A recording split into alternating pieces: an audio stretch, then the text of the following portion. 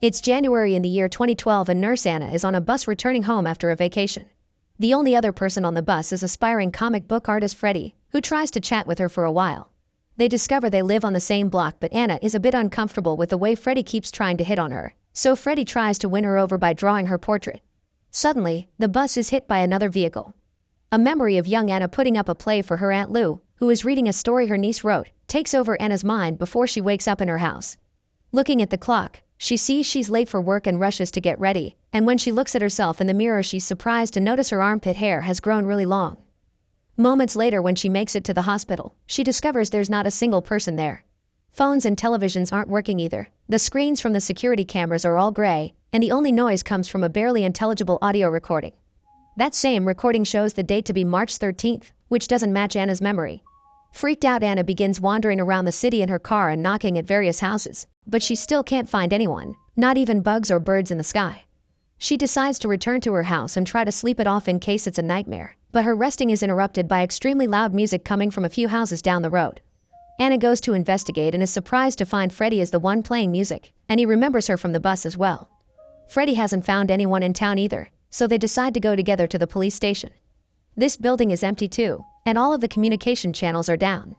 Anna sees some pictures of an accident on a board that reminds her of a fire in her life, but she decides to ignore those flashbacks for now. After Freddie takes a gun in case they need it, the pair gets in Anna's car and drives out of town, only to find the road blocked by a wall of dark fog. Freddie tries touching it, but it makes him feel sick, so they decide to try another road. Unfortunately, the situation here is the same, and this time Freddie notices the fog is moving towards the city. Back in town, the pair goes to the roof of a building and notices the entire town is surrounded by the dark fog on all borders. They go back to wander around town hoping to find clues, and Anna comes across a diner that hasn't been around since she was a child. When they enter it, they find there are tons of people, but none of them can see or hear them. Freddie notices people are outside now as well, so he leaves the building, but he isn't seen outside either, and a flyer tells him a carnival is coming to town which he remembers from his childhood. Meanwhile, Anna finds her younger self having a birthday meal with Aunt Lou while she writes more stories in her notebook.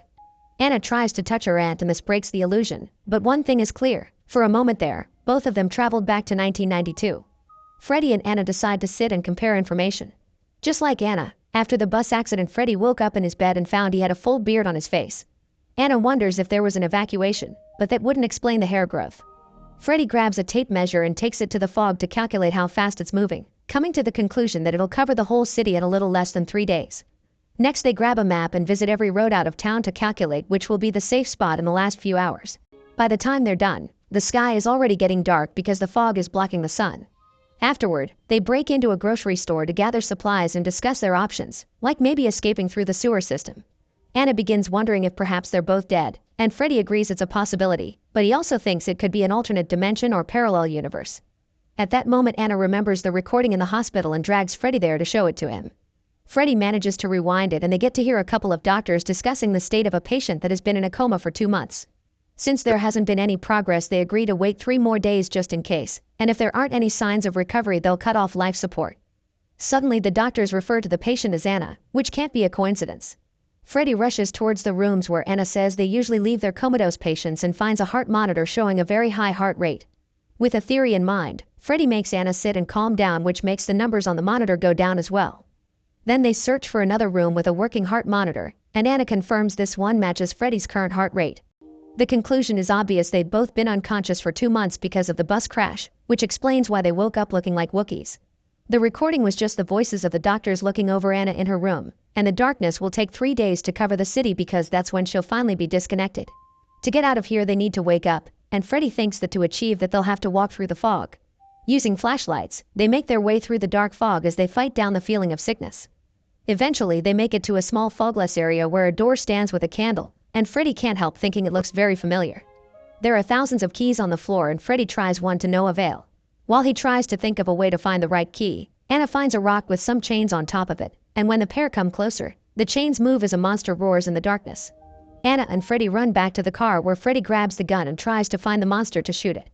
The chains suddenly appear on the ground and close around Freddie's ankle to drag him away, but Freddie manages to hold onto the car and push the chain away with his foot to free himself.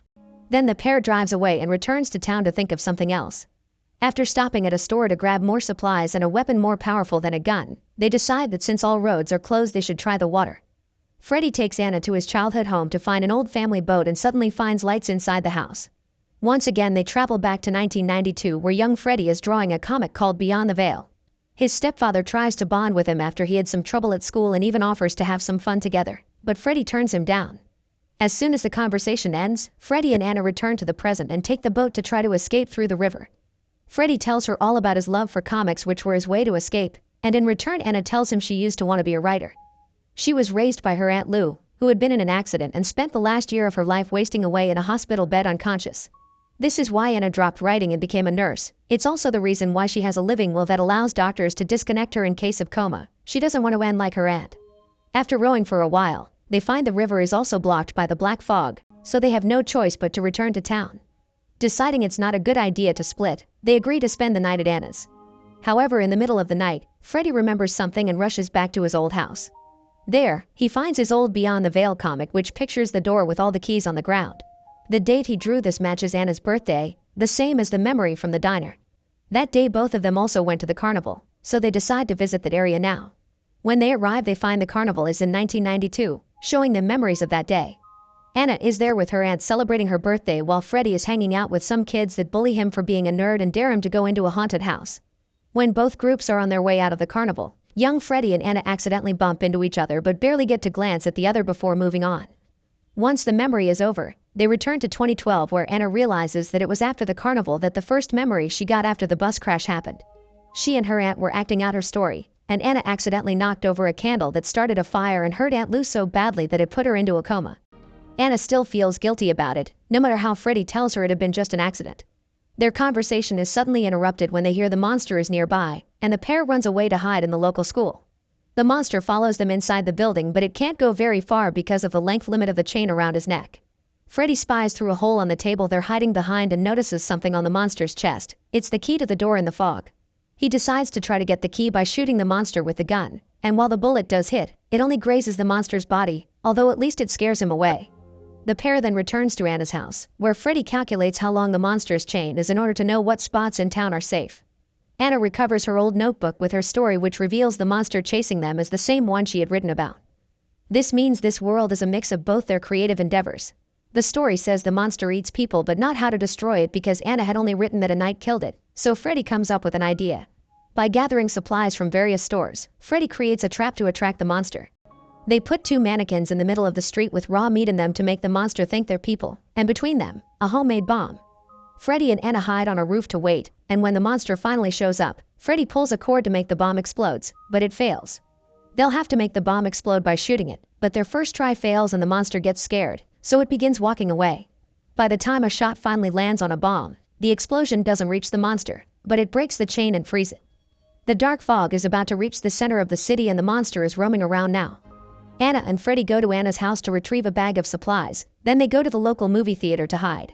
Unfortunately, the monster finds them there, thus the pair escapes and runs to hide in the church instead, locking the door with a cross. They sit to rest for a while and Anna apologizes to Freddy for not accepting his date back on the bus, so Freddy takes the chance to try to confess something. However, when he's about to talk, Anna begins throwing up and trembling in pain. Freddy can't stand the idea of watching her die and goes out to confront the monster after telling Anna not to follow him. Worried, Anna disobeys and goes outside just in time to see the monster dragging Freddy's body away. After breaking the church's broom to have a wood stick to defend herself, a devastated Anna returns to her old house to find comfort in the last memory of that day in 1992, her and Aunt Lou performing the story she had written. It's revealed then that Anna's house was the same house Freddy's bullies thought was haunted because it used to be a hospital during the Civil War, and the boys arrived at that moment to pull off the dare. Young Freddy threw a rock to hit the wind chimes, but his aim was awful and the rock ended up going through the window instead, knocking off the candles. It turns out the accident had been his fault all along. When the memory ends, a bleeding Freddy shows up at the house, apologizing to Anna and coming to the conclusion they're probably here to deal with their guilt. The monster appears in the house too, and after hugging a now unconscious Freddy, Anna goes to confront the beast, telling it she isn't afraid of it. The monster attacks her and after some struggle, Anna manages to stab it with the broom handle. Then Anna takes the key from its chest and goes back to Freddy as the black fog finally reaches the middle of the town, entering the house through the window. Suddenly, Anna and Freddy find themselves in front of the creepy door.